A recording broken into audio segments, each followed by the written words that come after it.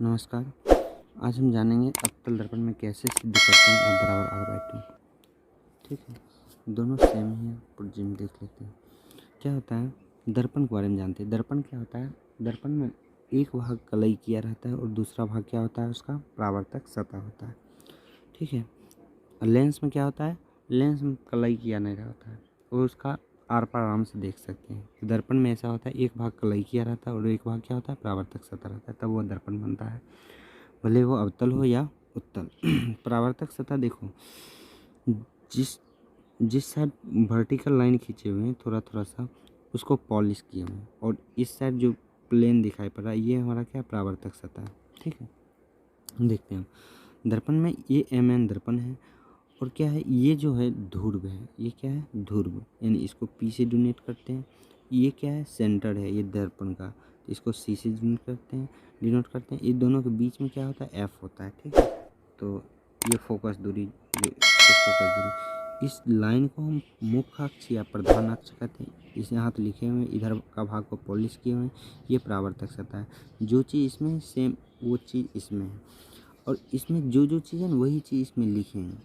पीछे आप पढ़े होंगे बुक से कि अगर अवतल दर्पण में मुख्य अक्ष के समांतर कोई किरण जाती है, दर्पण से टकराने के बाद वह क्या होता है, फोकस से होकर क्या होता है, गुजर जाती है। तो वही चीज़ मुख्य अक्ष के समांतर जा रही है, दर्पण से टकराए और कहाँ से गुजर जाना चाहिए, इसको फोकस से, पीछे पढ़े होंगे।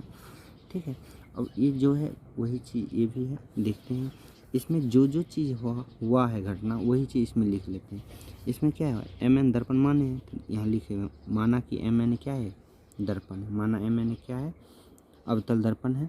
ठीक है, जिसका ध्रुव क्या है, पी है, जिसका ध्रुव क्या है, पी है। कोई दिक्कत है नहीं, ध्रुव पी है। कहता है जिस ध्रुव पी है एवं केंद्र क्या है, सी है।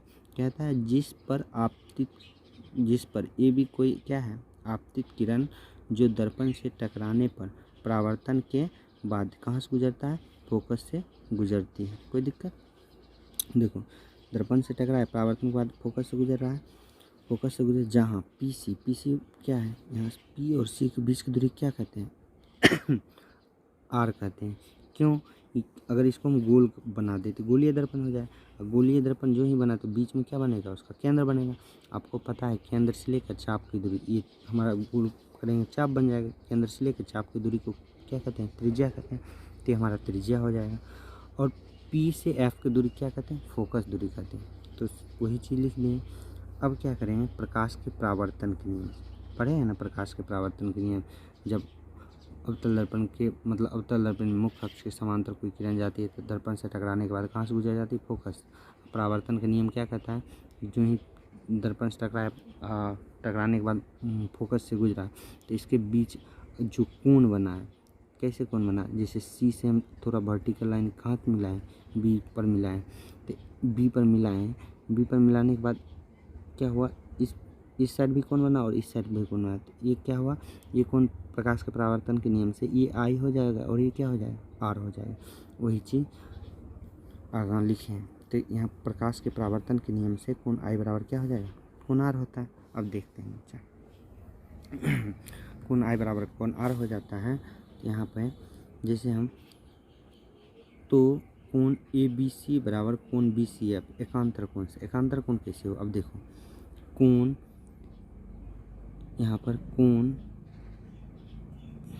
क्या लिखें, ए बी सी, कोण बी सी एफ, कोण ए बी सी ये कौन बना, और कोण बी सी एफ ये कौन बना, ये दोनों क्या है, एकांतर कोण है। कोण ए बी सी ये इधर का कोण और ये इधर का कोण, एक साइड नहीं उस साइड है, इस साइड है, तो एकांतर कोण बना रहा है। ठीक है, एकांतर कोण से बना रहा है। अब तुमको पता है कि कोण आई बराबर कोण आर है, अर्थात जितना कोण आई होगा उतना ही कोण आर होगा। अर्थात इसको जब हम आई माने हैं, इसको आर माने, तो दोनों ये जितना ही होगा उतना ही ये भी होगा। एकांतर कोण से ये आर है तो ये आर होगा, ये आई है तो ये क्या होगा, आई होगा। तो अर्थात कहने का अर्थ हुआ, ये हमारा आई है और ये हमारा आर है, आई के बराबर आर होगा, अर्थात ये दोनों कोण क्या होगा, एक समान होगा। ठीक है, इसका मान अगर 40 है तो इसको भी 40, अगर एक्स आए तो एक्स होगा, पी आए पी, मतलब कुछ भी आए दोनों का मान क्या होगा, बराबर होगा। और तुमको पता है जो जिस त्रिभुज में यदि दो कोण आपस में बराबर हो जाते हैं तो उसका दो भुजा भी आपस में क्या होगा, बराबर होगा, अर्थात वो क्या कहलाएगा, समद्विबाहु त्रिभुज कहलाएगा। अगर इसका एक कोण बराबर तो इसके सामने वाली भुजा यानी CF और इसके सामने वाली भुजा BF, ये दोनों क्या होगा, आपस में बराबर होगा। वही चीज़ आगे लिखे होंगे यहाँ पर देखिए। अब समद्विबाहु त्रिभुज ABC में क्या होगा, BF बराबर CF कहाँ से आया, क्योंकि ये दोनों कोण बराबर है। तो ये कोण जो R हुआ, B कोण जो है कोण, ये कोण और ये कोण बराबर है प्रकाश परावर्तन के नियम से। तो ये कोण जो है इसके सामने वाली भुजा को देखो, ये हुआ CF और ये कोण के सामने वाली भुजा क्या हो जाएगा, BF, ये बराबर होगा। ठीक है, तो ये दोनों बराबर हो गया, इसको समीकरण 1 मान लिया। अब फिर करेंगे, यदि बिंदु B जो P के काफ़ी नज़दीक हो, ये जो बिंदु B जो माने हैं ना, ये काफ़ी नज़दीक अगर P पर चला आता है तो अर्थात हम कह सकते हैं कि जहाँ अगर P पर चला आएगा तो BF जो है, BF ये लगभग किसके बराबर हो जाएगा, यानी PF के बराबर हो जाएगा। BF जो ये भी घिसकेगा इधर, ये भी घिसकेगा, तो BF जो बिंदु है लगभग किसके बराबर हो जाएगा, PF के बराबर हो जाएगा। वही चीज़ बिंदु B जो P के काफ़ी नज़दीक होगा ना, तो ये अगर यहाँ से घुसकाएंगे तो ये भी घुसकेगा इधर ना, तो ये घुसकाएंगे, ये भी ना टोटल चीज़ इधर घुसकेगा, क्योंकि इसको जितना छोट बनाएंगे उतना ये भागेगा, उतना ही एडजस्ट करेगा। ये B जो काफ़ी नज़दीक होता है तो यानी BF जो हो जाएगा PF के बराबर हो जाएगा, यानी PF के बराबर है। तो अब लिखें समीकरण 1 एवं 2 से, समीकरण 1 एवं 2 से क्या हो जाएगा, यानी देखो यहाँ पर समीकरण 1 एवं 2 से यहाँ पर अर्थात कर सकते हैं कि समीकरण 1 और 2 यानी BF बराबर CF है, BF बराबर CF और BF बराबर PF, BF बराबर PF, तो ये BF से BF कट जाएगा और यहाँ पर जाएगा CF बराबर PF।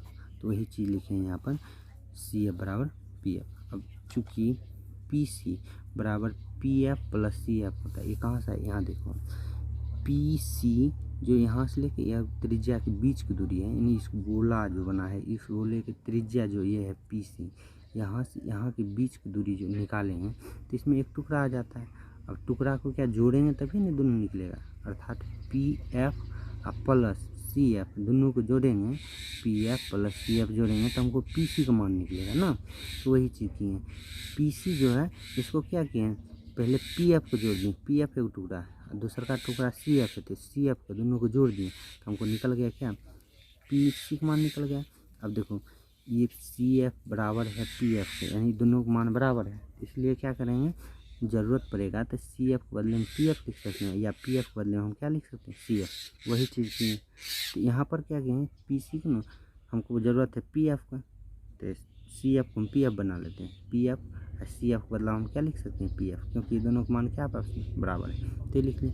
तो PC बराबर 1 PF कितना PF, 2 PF हो जाएगा, 2 PF। अब PC के ऊपर में लिख चुके हैं हम, PC को क्या माने हैं, PC को R माने हैं, क्योंकि PC की दूरी क्या है, त्रिज्या है, वहाँ से छोड़ो नहीं, यहाँ देखो PC की दूरी त्रिज्या है, तो इसलिए PC की जगह हम त्रिज्या इसको R लिख सकते हैं, क्योंकि इसलिए क्या करेंगे हम कि यहाँ पर देखो PC क्या है, PC बराबर 2F हो जाएगा, क्योंकि 1 PF और 1 PF 2 PF, तो PC का मान यहाँ यहाँ पर R आ जाएगा, तो R बराबर 2। अब PF की जगह हम क्या लिख सकते हैं, F लिख सकते हैं, तो F, और इसलिए F बराबर क्या है, 2 गुना में, तो इधर किस में है, भाग में, तो F बराबर R/2। यही प्रूफ करना था, प्रूफ कर लिया। आशा कर रहा हूँ कि आपको यह वीडियो बहुत अच्छी लगी होगी।